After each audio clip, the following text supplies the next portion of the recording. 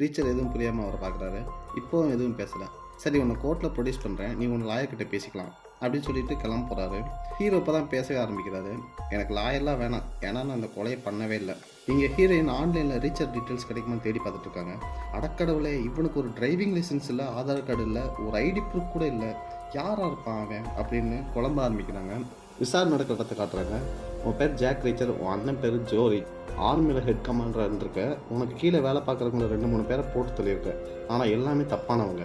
இந்த கொலையில் உன் மேலே சந்தேகமாக இருக்குது. ரீச்சரும் இந்த கொலையை நான் பண்ணலன்னு சொல்லிட்டு ஸ்டான்லி சொல்லியிருப்பார்ல அந்த இடத்துல என்ன நடந்துச்சு அப்படின்னு, அதை வச்சு ரீச்சர் கெஸ் பண்ணி அங்கே என்ன நடந்திருக்குன்னு தெளிவாக புட்டாக வைக்கிறாரு. கொலை நடந்த இடத்துல இருந்தது மொத்தம் 3 பேர்.